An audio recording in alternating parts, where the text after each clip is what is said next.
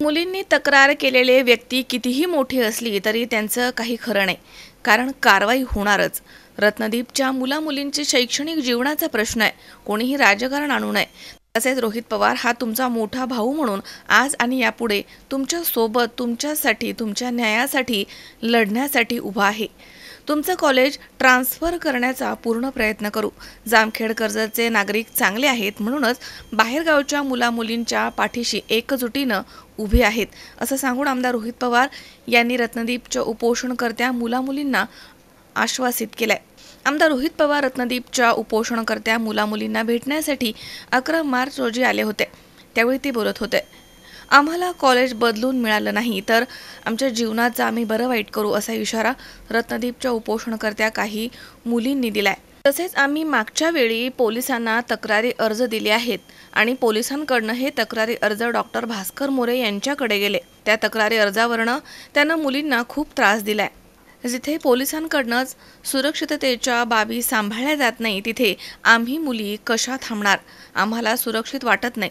कॉलेजमध्ये कसलाही अभ्यास घेतला जात नाही, तरीही डिग्री अशीही भेटणार आहे. फक्त पैसे भरा आणि मोकळे व्हा, असे भास्कर मोरे मुलींना सांगतो. आणि सांगितले ते नाही केलं तर, असे असताना अक्षरशः मुली रडल्या आहेत. त्यावेळी उपस्थितांचे देखील डोळे पाणावले. सिनियर मुलींकडनं ज्युनियर मुलींना जबरदस्तीनं शिकवण्यास भाग पाडलं जातं. मुलींच्या वसतिगृहामध्ये डॉक्टर मोरे जातात आणि मुलींच्या बेडवरती बसतात. रोज कॉलेजमध्ये मनावरती दडपण ठेवून आम्ही जातो. बाहेरून आलेल्या पाहुण्यांना, प्रशासकीय, राजकीय, सामाजिक क्षेत्रामध्ये लोकांच्या समोर या विद्यार्थिनी माझ्या मुलीसारख्या आहेत, माझी प्रतिमा स्वच्छ आहे, असं ते स्वतःहून सांगतात. आणि या माझ्याच मुली आहेत असं म्हणतात आणि त्याच मुलींसोबत फ्लर्ट करतात. लज्जास्पद बोललं जातं. विद्यार्थी आणि शिक्षक या नात्याला मोरे कलंक आहे, असं सांगत तीव्र संतापजनक भावना मुलींनी रडत रडत व्यक्त केल्यात. मुली FIR करायला तयार आहेत, तर पोलीस नंतर करू, नंतर बघू, असं वारंवार सांगून टाळाटाळ करतायत, असंही उपोषणकर्त्या मुलींनी म्हटलंय. यावेळी अतिरिक्त पोलीस अधीक्षक प्रशांत खैरे, उपविभागीय पोलीस अधिकारी शशिकांत वाखारे, पोलीस निरीक्षक महेश पाटील, अतिरिक्त महिला पोलीस उपनिरीक्षक वर्षा जाधव तसेच उपवनविभागाचे अधिकारी, विद्यापीठाच्या समितीचे सदस्य यांच्यासह हजारोंच्या संख्येने नागरिक या ठिकाणी हजर होते. जामखेडचं नाव शैक्षणिक क्षेत्रामध्ये राज्यभर गेलं आहे आणि ते तितकंच बदनाम करण्यात आलंय. तसेच आंदोलनकर्त्या मुलींची आर्थिक, शारीरिक आणि मानसिक छळवणूक झाली आहे, म्हणून आंदोलनाची धग ही वाढली आहे आणि याला डॉक्टर भास्कर मोरे जबाबदार आहे, असे पांडुरंग भोसले, अण्णासाहेब सावंत, हनुमंत पाटील, रमेश आजबे, केदार रसाळ, बापूसाहेब कारले यांनी म्हटलंय. यांच्या आंदोलनात कर्जत जामखेडचे आमदार रोहितदादा पवार या ठिकाणी उपस्थित राहिलेत. या ठिकाणी DSP साहेब असतील, खैरे साहेब असतील, आपले तहसीलदार साहेब असतील आणि महेश पाटील साहेब असतील. माझी एकच नम्र आव्हान आहे की हा जो प्रकार घडला आहे, अत्यंत गंभीरपणाचा प्रकार घडलेला आहे. जर आमचे मनोज जरांगे पाटील, मी नेहमी सांगतो, जर आमचे मनोज जरांगे पाटील आंदोलनासाठी शिस्तीत आंदोलन करत असतील तर त्यांच्यावरती SIT लागली जाते, कुणावरती ED लागली जाते. एवढ्या मुलांचा पैसा खाऊन, एवढ्या मुलांची वाढून फी घेऊन ह्या 2017 ते 2024 या कालावधीमध्ये दादा, या कालावधीमध्ये त्याच्या मुलाला 4.5 लाख रुपयाची गाडी. मला मुलांनी सांगितलं, मला गाड्याचं नाव माहित नाही, का मला गाड्यात इंटरेस्ट नाही, सांगतो 1.5 कोटी रुपयाच्या गाड्या आहेत, 3 लाख रुपयाचे मोबाईल आहेत, हरणं पाळतो, काय काय खातो हे सगळं आम्हाला माहिती. आम्ही एकदा घुसलो तर आम्ही त्याला सुट्टी देत नाही, आमची दारकऱ्यांची जाते. एवढंच सांगायचंय, जो गुन्हेगार बाहेर फिरतोय ते गुन्हेगार आम्हाला बऱ्याच वेळा जामखेड तालुक्यात दिसलेला आहे. आमच्या तालुक्यात 84 गावात धारकरी आमचे कर्जतमध्ये सुद्धा आहेत. परवा ते जामखेडमध्ये होता, तुम्ही जर आम्हाला सांगितलं असतं तुम्ही जाऊन धरा, ते सुद्धा आमचं धारच आहे. माझी कळकळीची विनंती, मी कुणावरही आरोप करत नाही, कायदा हा सर्वांसाठी, कायद्याचा वापर करा. तुम्ही ज्यावेळेस मेडिकल कॉलेजला गेला त्यावेळेस तहसीलदार साहेबांना अडवणूक केली गेली. तिथे असणारे 2 कर्मचारी 1800 भाषा करू लागले, त्यांचा काय अधिकार बरं आहे? PI साहेबांना माझी एकच विनंती, तुमचं माझं काय बांधायला बांध नाही, मी काय 2 नंबर धंद्यामधला माणूस नाही. ची चर्चा केल्यानंतर, विद्यार्थ्यांशी संवाद साधल्यानंतर, कॉलेजमध्ये जाऊन तिथं काय आहे आणि काय नाही आहे याचा एक अभ्यास केल्यानंतर असं कुठंतरी एक जाणवतंय की त्यांना ज्या ज्या परवानग्या सगळ्या मिळालेल्या आहेत त्या सर्व परवानग्या ह्या कॅन्सल केल्या जातील. त्यांना ज्या ज्या काही मान्यता मिळालेल्या आहेत त्या सगळ्या कॅन्सल केल्या जातील. कारण त्यांनी सरकारला फसवलं आहे, त्यांनी प्रशासनाला फसवलं आहे, विद्यार्थ्यांना फसवलं आहे, विद्यार्थ्यांच्या पालकांना फसवलं आहे आणि जामखेडच्या जनतेला फसवलं आहे. कारण का जामखेडच्या तालुक्याचे नाव या चुकीच्या कॉलेजमध्ये तिथं बदनाम होत होते आणि या अनुषंगाने जी कारवाई होणार आहे ती कारवाई होईल आणि सगळ्या कॉलेजच्या परवानग्या ह्या रद्द होतील. असं एक परिस्थिती आत्ता तिथं निर्माण झालेली आहे.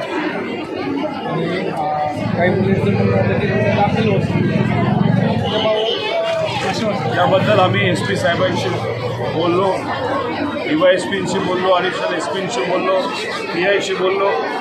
तिथं पुढे जी काही टेक्निकल अडचण येत होती तर ती आता अडचण सुटलेली आहे. गुन्हेसुद्धा आता त्याच्यामध्ये घेतले गेलेले आहेत आणि त्याच्यावर त्या पद्धतीने कारवाई केली. फॉरेस्टचा सुद्धा एक गुन्हा आहे, हरणं तिथं पाळली होती. जिथं मुलांना आरोग्याबद्दल शिक्षण झालं पाहिजे तिथं हरणं 5-6 पाळली होती असं कळालं आणि काही हरणं मारण्यातसुद्धा आली, खाण्यातसुद्धा आली आहेत असं आता कुठंतरी लोकांकडे तिथं कळतं आहे. एक हरण आता ताब्यात घेतलेलं आहे, दुसरी हरणं काही सापडलेली नाहीत. त्या हरणाची जी काही काळजी घ्यायची ती प्रशासकीय अधिकारी करत आहे. पण ह्या सगळ्या गोष्टींमध्ये अजून एक खूप महत्त्वाची मदत आम्हाला या सामाजिक कार्यकर्ते विद्यार्थ्यांना झाली ती म्हणजे मीडियाची, पत्रकारांनीसुद्धा या बाबतीत चांगलं लक्ष आता दिलेलं आहे आणि या सगळ्या मुलामुलींचे प्रश्न हे मीडियाच्या माध्यमातून लोकांपर्यंत ते योग्य पद्धतीने नेत आहेत आणि या सगळ्या लोकांच्या वतीने आपली सुद्धा मनापासून आभार. एक प्रश्न असा आहे की ज्यावेळेस प्रशासन यांना मंजुरी देत होतं जे विद्यापीठ त्यांच्या ते वारंवार परिनिवेशन जर झालं ना त्यांचं त्यावेळेस त्यांना का कळलं नाही की हे कॉलेज खरं तर या सगळ्या परवानग्या 7 वर्षापूर्वी दिलेल्या आहेत आणि ह्या देत असताना त्यावेळेस काही चुकीच्या गोष्टीसुद्धा घडल्या असाव्यात असा एक अंदाज आम्हा सगळ्यांना आता येतो आहे. आता तिथं आमदार म्हणून त्या बाबतीत मी व्यक्तिगत लक्ष घालेल कारण का जामखेड तालुक्याचं नाव या कॉलेजच्या वागणुकीमुळे तिथं कुठेतरी खराब झालेलं आहे. ते लोकप्रतिनिधी म्हणून मला कुठेही मान्य नाही. त्यामुळे त्या बाबतीत मी खोलात जाणार आहे. कशी परवानगी मिळाली त्यानंतर ज्या काही 3 महिन्याला 4 महिन्याला 6 महिन्याला तर वर्षाला जे काही ऑडिट होत होतं त्या ऑडिटमध्ये सुद्धा हे जे काही कॉलेज आहे ते पास कसं होत होतं याच्याकडे सुद्धा कुठेतरी बघावं लागेल.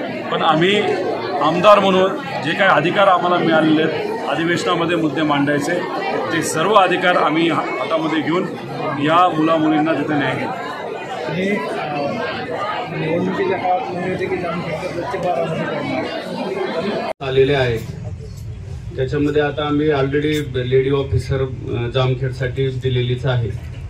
या लेडी ऑफिसरच्या माध्यमातून उद्याही आम्ही आमच्या भरोसा सेलला एक कमिटी असते त्यांचे अधिकारी उद्या इथं पाठवतो. मीनवाईल तुम्हाला ज्या कोणत्याही कंप्लेंट्स करायच्या असतील मी तुम्हाला 100% गॅरंटी देतो की कायद्यानुसारच कुणाचं नाव आम्ही डिस्क्लोज कधीच करत नाही आणि कुणाचे नाव डिस्क्लोज होणार नाही. फक्त तुम्ही बिनदिक्कतपणे समोर आलं पाहिजे आणि गुन्हा दाखल केला पाहिजे. त्यासाठी पोलीस प्रशासन तुम्हाला कोणतीही मदत लागत असेल इव्हन वेळ पडली तर तुम्हाला प्रोटेक्शनही दिलं जाईल.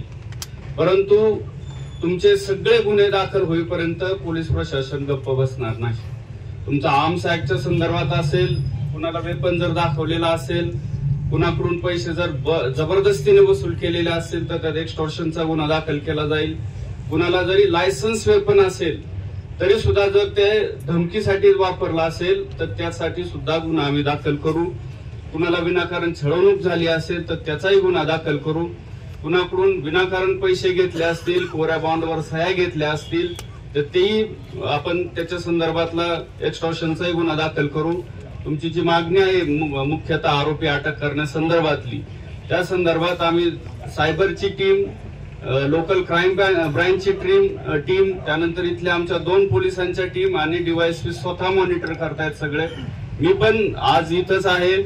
आमचे ऍडिशनल DG सरांचं इन्स्पेक्शन असल्यामुळे मला थोडा उशीर झाला परंतु तेही मी मध्यात सोडून इकडे आलो आणि तुमच्या ज्या पण कंप्लेंट्स असतील ते अतिशय गोपनीय ठेवून तुम्हाला सगळ्यांना एक तुमचा मोठा भाऊ म्हणून मी न्याय देण्याचा 100% प्रयत्न करेल असं मी तुम्हाला सगळ्यांना आश्वस्त करतो आणि आरोपीला लवकरच अटक होईल याची तुम्हाला गॅरंटी देतो. संवेदनशील आहे. परवा दिवशी इथे एक टीम पण आपल्याकडे येऊन गेलेली आहे विद्यापीठाची. पालवे सरांच्या अध्यक्षतेखाली समितीने त्यांचा अहवाल विद्यापीठात सादर केलेला आहे आणि त्या अहवालाच्या अनुषंगाने विद्यापीठ पातळीवरती पुढील कार्यवाही सुरू आहे. त्या अनुषंगाने पुढील टप्पा जो होता की विद्यार्थ्यांच्या परीक्षा, सध्या सर्व वर्गांच्या परीक्षेचे फॉर्म भरण्याचं काम चालू आहे. त्याच्या तारखा जाहीर झालेल्या आहेत. काही विद्यार्थ्यांनी ऑनलाईन फॉर्म पण भरलेले आहेत, अजून काहींनी अद्याप भरलेले नाही. तर विद्यापीठ आपणास आश्वस्त करू इच्छिते की एकाही विद्यार्थ्याचा फॉर्म राहणार नाही याची विद्यापीठ काळजी घेईल. सर्वांनी फॉर्म आपले भरावेत.